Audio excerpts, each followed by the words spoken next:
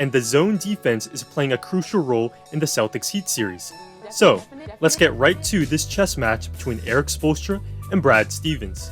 The Heat use the zone the most, and let's first talk about why their zone works. So here we see they have 2 guards at the top and 3 players down low, a basic 2-3.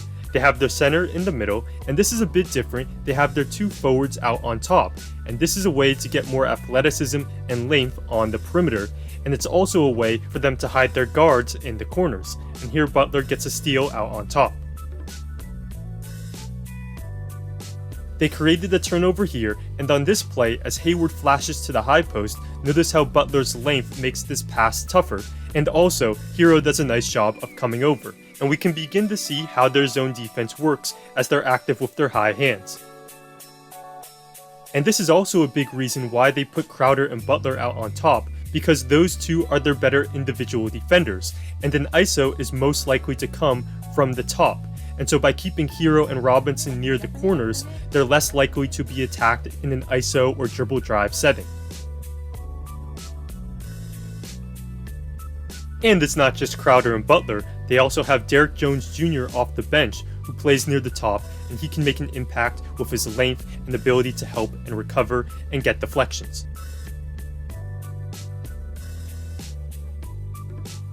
So the zone allows the coaches to hide certain defenders and also keep the good defenders where they're most effective, and the zone allows Bam to stay near the paint and impact the game with his rim protection. Now keep in mind, the Heat ran the zone more than any team this NBA season, and so they're pretty accustomed to rotating and helping in the zone, and that's shown up in this series. For example, here, the Celtics set a ball screen, and what they're trying to do is create a 2-on-1 on the right side.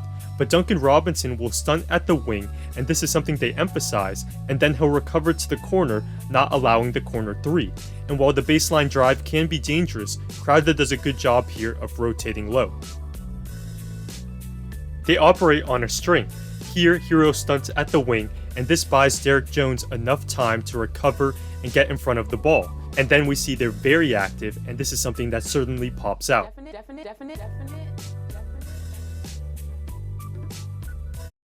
If you want to learn how to master using AI, don't watch YouTube videos.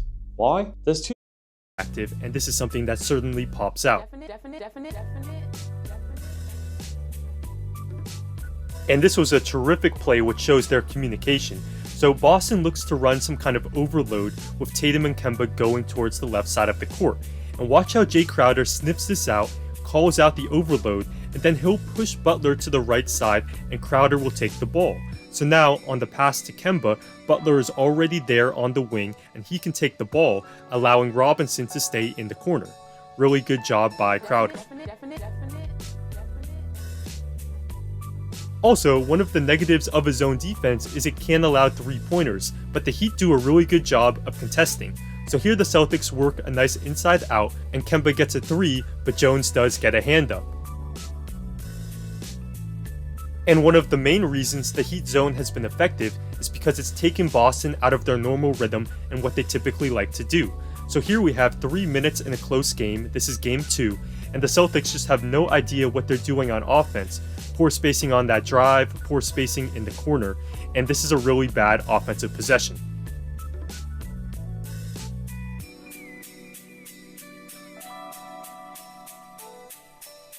Also, the Heat have had some mild success with their full court press, so off of a dead ball or a free throw, what they'll often do is go to a 2-2-1 full court soft press, and we can see here, while this is the perfect time to trap in the corner, they're not looking to trap, Herro retreats, they're just trying to take precious seconds off the shot clock before they backpedal into their zone. Moving on, and the Celtics did have more success against the zone in Game 3, so let's look at some adjustments they made. And one thing they did a lot better was play with more pace. So here we see the Heat are in their 2-3 zone, and there's 20 seconds on the shot clock, but the Celtics are already setting that ball screen, something they did a ton of in Game 2, but with more pace here, Jones gets stuck on the screen, and that frees up Kemba.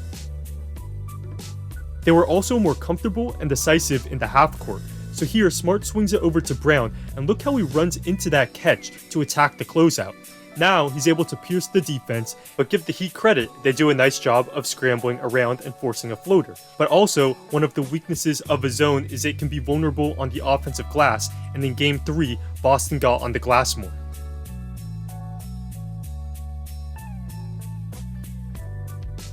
And also, in Game 2, they just didn't really do a good job of utilizing the high post, but in Game 3 we saw many more flashes, and here we see Brown, a wing, has the freedom to flash to the high post, and here, while he doesn't get the pass, then he can go back to the perimeter and attack off the dribble. And Brad Stevens also dialed up some clever set plays. So here's one where Tatum runs across the lane, and now what he's doing is occupying Dragic on that right side, and Brown will set a screen on Bam, and they're trying to free up Grant Williams in that short corner. And while the play isn't executed perfectly, it works as Williams gets a layup. Good job screening the zone. Let's look at the numbers. The Celtics offense versus man defense in the half court this series is scoring 1.10 points per possession. And versus zone defense in the half court, they're scoring 1.05, so slightly worse. And the Heat have played zone on about 24% of half court possessions. So it'll be interesting to see how this dynamic plays out going forward, and so far, the Heat zone has been pretty effective. Now, while it hasn't gotten the same amount of attention, arguably the Celtics zone is just as interesting. And first, some background. So in Game 1, the Heat killed the Celtics on this inbounds play. Butler inbounds the ball, then he gets a bit of a flex screen from Dragic, and they're picking on Kemba here. And here, when the Celtics switch the screen, the Heat can go inside and Butler can score. Later in the game, the Heat run this play again, this time with Crowder screening,